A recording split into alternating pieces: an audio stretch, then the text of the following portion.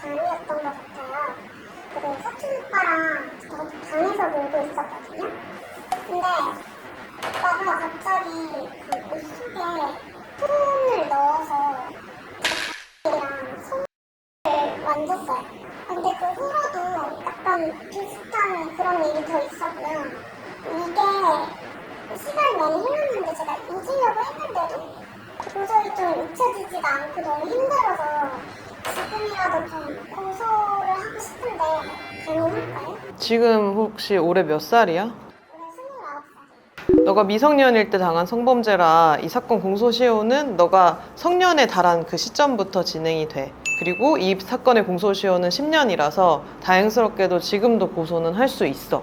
다만 이게 오래전에 발생한 일이기 때문에 명백한 증거가 남아있기는 좀 힘들어서 너의 피해를 입증할 수 있는 진술 외에 다른 증거가 있는지 최대한 찾아봐야 될 것 같거든? 당시에 주변에 도움 요청은 했어? 처음에는 좀 너무 좀 무섭고 너무 당황해서 이거 말하면 이제 아까 엄마 아빠한테 혼날 것도 같고 그래서 무서워서 말을 못하고 있었어요. 근데 또 사촌 오빠가 저랑 둘이 있었는데 자기 해가지고 보여주면서 막 만져버리고 제 손이 막 갖다 대는 거예요. 아 그래가지고 진짜 이거 좀 아니다 싶어서 엄마한테 얘기를 했거든요. 근데 엄마가 저한테 너 어디 가서 이런 거 그렇게 하지 말라고 그렇게 말씀하시는 거예요. 그래서 저랑 혼나면서 막 말하니까 그때부터는 말을 못하겠어서 더 이상 얘기를 못했어요.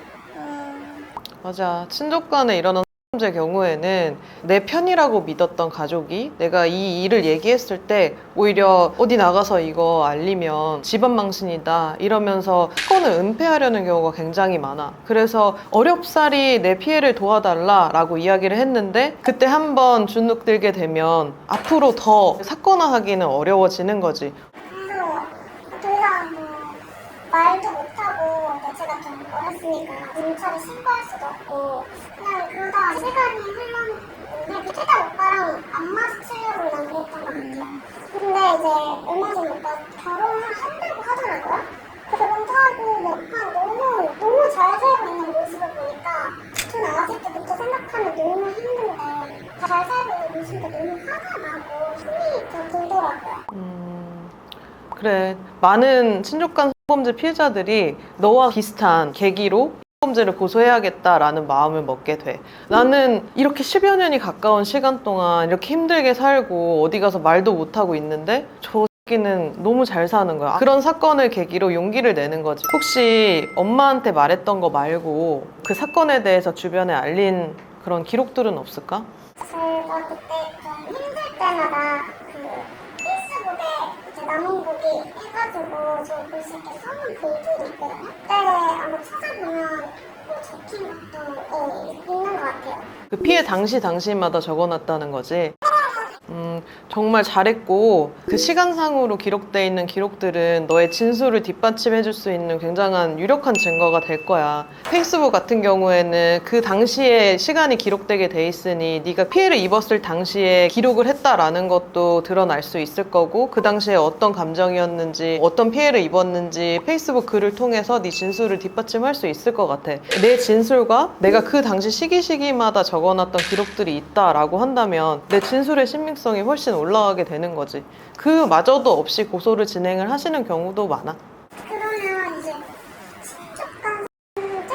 이거는 뭐 처벌이나 이런 게 똑같은 거야? 아니면 뭐좀 일반 성범죄에 비해서 친족 간의 성범죄가 일어났을 때 그 피해는 어마무시하잖아. 가족이라는, 친족이라는 특성상 가까운 사람한테 보호받지 못하고 그 피해자가 느낄 피해 감정은 매우 크기 때문에 처벌도 더 세게 진행이 되고 있어. 이게 정말 끔찍한 범죄이기 때문에 처벌을 세게 하는데 좀 문제가 있어. 빨리 고소를 할 수 없다는 거야. 아까 전에 너처럼 엄마가 어디 가서 이거 말하지 마 라면서 만류를 하거나 아니면 회유를 하거나 혹은 피해자 스스로 내가 경제적으로 그 사람한테 종속돼 있는 거예요. 예를 들어서 친아빠 또는 의붓아빠로부터 피해를 당했다고 하는데 엄마도 경제적으로 그 사람한테 종속돼 있고 나도 아직 미성년자라 이거를 해결할 방법이 없는 거야. 이걸 고소했을 때 내가 경제적으로 자립이 안 되니까. 그래서 고소를 못하고 시간이 흐르고 또는 내가 너무 사리분간을 못하는 어린 시절부터 계속 피해를 지속적으로 입게 되면 이게 피해인지 아닌지조차 판단을 못해서 시간이 흘러오는 거지. 그래서 친족간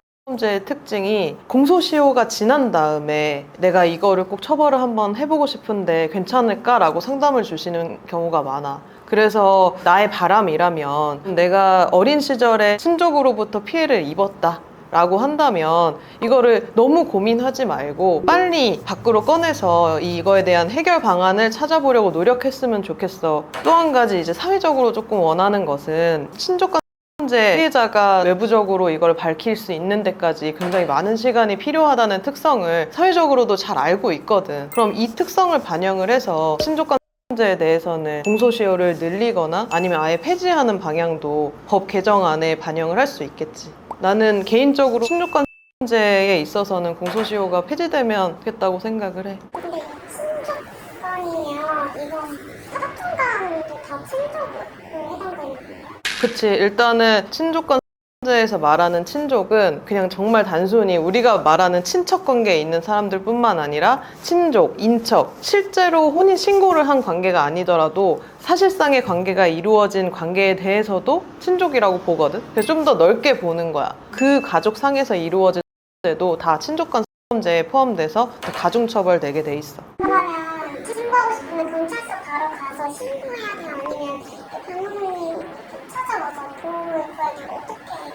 일단 고소를 진행을 할 때 상황에 대해서 잘 정리할 수 있고 어떤 증거 같은 것들을 잘 추려서 가지고 있는 상태라면 바로 경찰서에 가서 고소장을 써도 되고 뭐 신고를 진행을 해도 상관은 없어. 근데 이게 워낙 오래전에 발생한 일이기 때문에 이런 증거관계를 정리하는 거에 있어서 좀 빠뜨리거나 아니면 정말 유용한 증거가 될 수 있음에도 불구하고 사안에 적용을 못하는 경우가 있거든. 그래서 가급적이면 내가 어떠한 것들이 증거로 될 수 있을지를 먼저 상담을 받아보고 그 변호사님의 조력을 받아서 진행을 하거나 그 상담을 토대로 경찰서에 고소하는 게 훨씬 너한테 좋을 수 있을 거야. 왜냐하면 오래전에 발생한 일이라 상대방도 부인할 가능성이 굉장히 높단 말이야. 증거가 확실치 않을 것이라는 것을 상대방도 알고 있으니까. 정리하면 너가 고소를 진행하고 싶다라고 한다면 무작정 저 어렸을 때 이런 일이 있었어요 라고 하게 되면 이런 증거관계 판단이 어려울 수 있으니 사전에 변호사 상담을 받아보고 정리가 된 후에 고소를 진행을 하는 게 좋다고 봐.